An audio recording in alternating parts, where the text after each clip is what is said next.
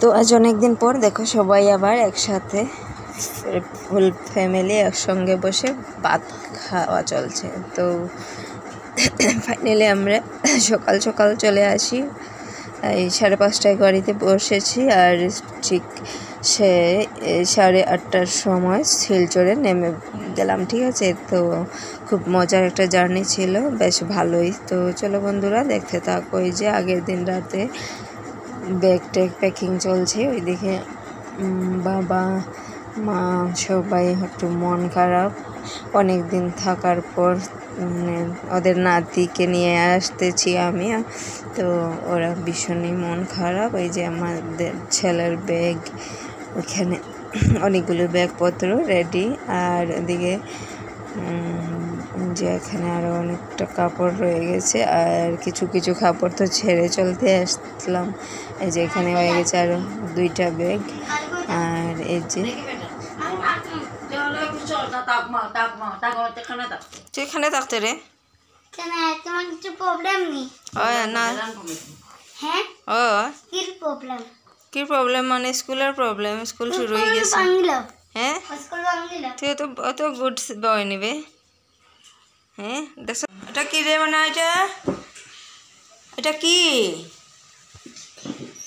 কি লাইটে না না সুমা।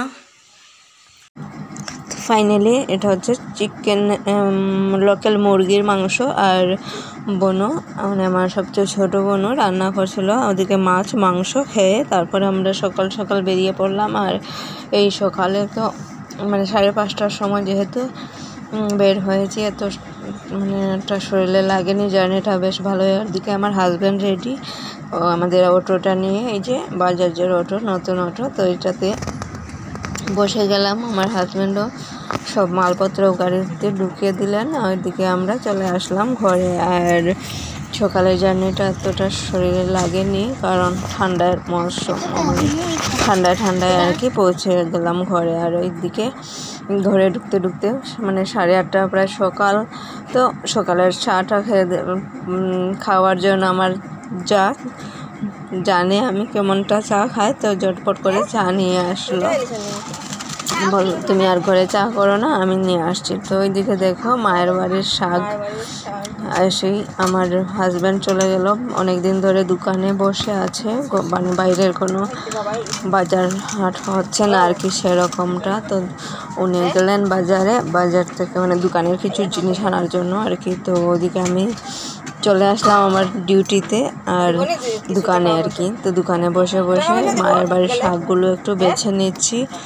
তারপর এটা ওই শাক দিয়ে মানে আমার জামাই, আমার হাজব্যান্ড অলরেডি অনেক সুন্দর করে একটা রান্না করেছে, পটেটো 65।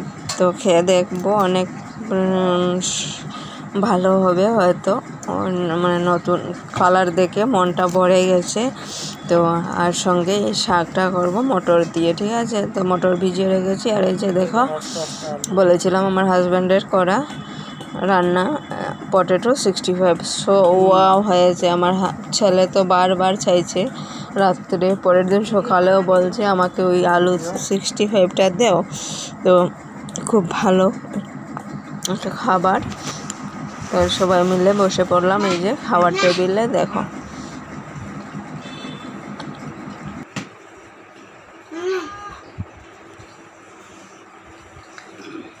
জাল খাইতে পারে না রে,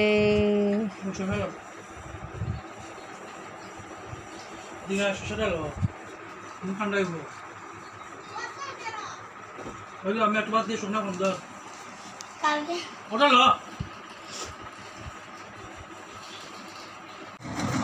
2 দিনের জন্য গিয়ে এই একটা কুর্তি খেলাম বাবার বাড়িতে। দেখো কেমন হয়েছে বলবে।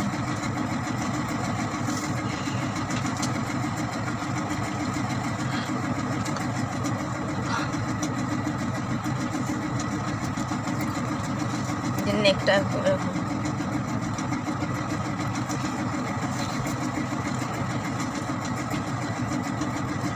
বেশি রেট নেই, 290 অনলি। ছেলে তো অনেকগুলো পেয়েছে, আর এটা হচ্ছে গিয়ে আমার।